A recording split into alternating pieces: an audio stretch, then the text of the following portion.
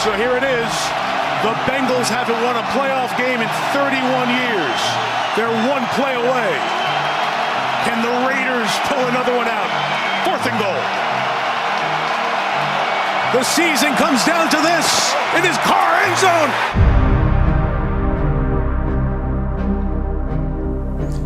Honestly, I'm just trying to hold back emotion because I didn't plan on that happening. I didn't expect it to have to go that way. I just felt so confident in the game plan. And so it's just hard right now. But looking at the season, you definitely have some pieces there. It'll be interesting to see what happens. Who do you keep? Who do you add? Who stays? All that kind of stuff. It's going to be. I'm sure we're all going to want to see those tweets coming through, like what's going on. We're Raiders. We're going to play football. We'll see what happens.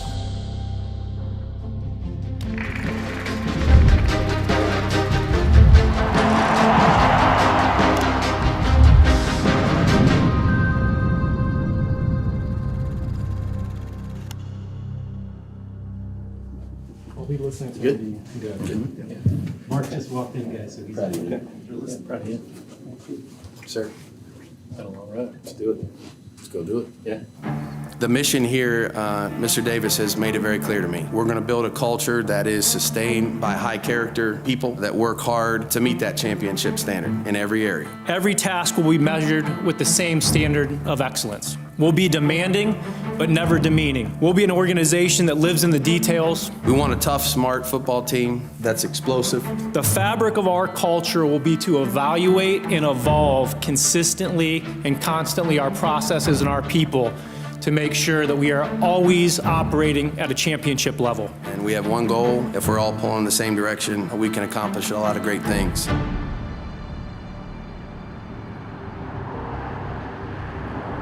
After 2 years, the NFL Combine returns to Indianapolis. Indianapolis, Indiana, Lucas Oil Stadium, home of the Colts, and we are awfully excited to be here in unseasonably warm weather in the 317, the Crossroads of America, for the NFL Scouting Combine in 2022. We are back in business. With the Josh McDaniels, Dave Ziegler era officially started in Las Vegas, the attention turns to the NFL Combine. Hello, world. Josh, Derek Carr's going on the last year of his contract. Have there been any talks about extending that, and are you comfortable if you have to go into a season with him on the last year? No specific things relative to extending that at this point, but that doesn't mean that's not going to change. We are aware of where we're at on that in that process. As I said when I was introduced, I'm really looking forward to working with him. He's won a lot of games. I feel good about what we can do with Derek as our quarterback. Entering his 9th season, Carr is currently the all-time leader in passing yards and touchdowns for the Silver and Black. The secondary is doing its work, and it's going on the run, and that's Edwards again. Finishing in the top 5 for passing yards during a roller coaster season, Carr led the Raiders to their first playoff appearance since 2016. The gun, quick lob over the top, touchdown! Jackpot, baby!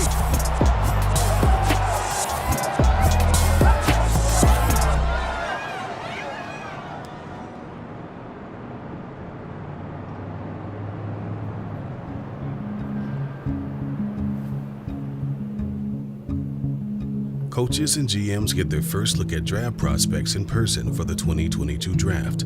We're fortunate that we have this opportunity to work together. Dave and I can challenge one another. We can disagree with one another, but that never affects our loyalty to one another and our ability to try to do what's best. And I think that's the best part about our relationship, is that we don't always have to see everything eye to eye, but eventually we're going to get to an agreement on what's best for the Raiders, and I couldn't ask for a better partner. In terms of what we're looking for in the draft, free agency, really the entire team, I would say what we're looking to do is build depth and competition. Like, that's really, I think, a really important part of team building that benefit, whether it's the quarterback, the offensive line, the running backs, right? A pass rush benefits the corners benefit a pass rush. So our focus is about building depth and competition, like, throughout the team, and that is the focus. Josh, on Monday night, I had an executive, another team, tell me that he thought you hiring Graham was a coup. What did you see in him that others did as well? Patrick is extremely smart. He's got his hands dirty. You know, he didn't shoot up the ladder. You know, he walked up it one rung at a time, and I feel really good about Pat's experience. Just having him on the defensive side, you know, he's back there right now, you know, in Vegas, and they're having great productive days, and you know, he has the ability to do that because he's got such a capacity to do it well.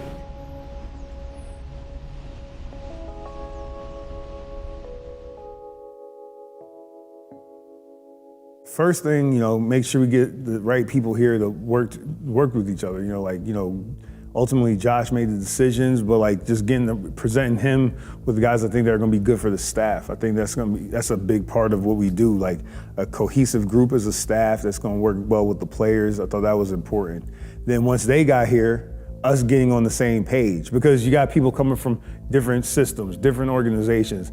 That's different languages or different dialects, however you want to look at it. And we all have to get on the same page so that when we're talking football, when we're talking what we want to do in terms of scheme-wise, everybody's on the same page. So that's been an important part of the process right now, getting everybody on the same page. What the vision of the head coach in terms of schematically, then, you know, through the coordinators, and in my case, the defensive coordinator, making sure everybody knows what I'm looking for so that we can go ahead and present the information to the players. What you're looking for, to me, like when you get a chance to meet the player, you're looking for their aptitude. Where are they at with that? Can they learn? That's what you're hoping for. And can they learn? Again, I don't necessarily care what they know, but can they learn? And now you might have some guys that just start off with that are really smart football players and understand everything. That's a bonus, you got me? But like the guys that can they learn? That's the football intelligence part. Can they learn? If they can learn, then we got to trust ourselves to coach them and get them, you know, to get that IQ up.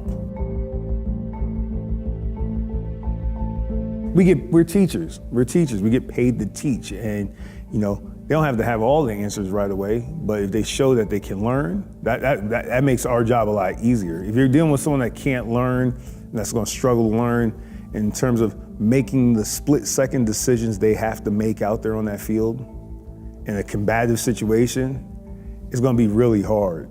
You know, again, I can't speak for Dave and Josh, but like, that's why you're looking for smart players, guys who could decipher what's going on, guys who have enough, you know, whether it's the emotional intelligence or just the football intelligence, and to be able to handle the split-second decisions that happen on, you know, every, you know, 30 seconds or whatever it is out there on the field. I'm excited to work with all the players, whoever's on the roster, and I'm excited to work with all of them. But I can say this, there's always room to grow. You know, once you get complacent in this league, everybody's gonna pass you by.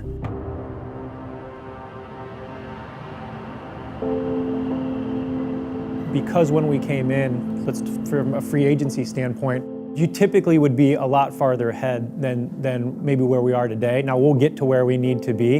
That won't be an issue, but we'll spend a little bit more time here this week still digging on some film, getting to know the free agency class, buttoning up that process for ourselves. So I think that's one objective. Then I think there's also the element of getting to know the guys that are here, getting to know this draft class, spending time in the interview room. A lot of that time for Josh and I is just going to be sifting through that information, watching film, and putting all those puzzle pieces together. So it's a laborious process, but it's a rewarding one too at the end of the day when you make good selections for the Raiders. You're trying to improve your football team, you know, in every way, shape, or form you can all year round. It's not a process that just starts in March and then is over in a few days. Certainly there might be some guys that we have an interest in that could come in and really impact us. But that's going to happen throughout the month of March, into April, into the off season, into training camp. You know, if you look at it and you kind of look at it in a very short spurt or short window, you probably make a few mistakes on the way. What we're going to try to do is take a bigger picture view of that and look at it as a year-round process. Any opportunity that we can to improve the Raiders, we're going to take full advantage of it.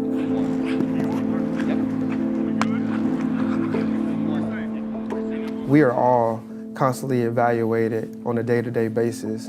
And so this is nothing more than an interview for those players that are here. And they're getting evaluated every single day, just as I'm getting evaluated every single day as well. And so, we want to do our due diligence, gather as much information as we can on these draft eligible players, but also the free agents, and just learn, as we go. But the most important thing is seeing if they're going to fit what we're looking for as Raiders. As the combine comes to an end and free agency approaches, the dominoes begin to fall for the Raiders, including locking down one of their own. Crazy. The first place you're going to sign is here. Is just, the beginning of where I want to be, and I'm just fired up to, get back in the playoffs and continue chasing a ring.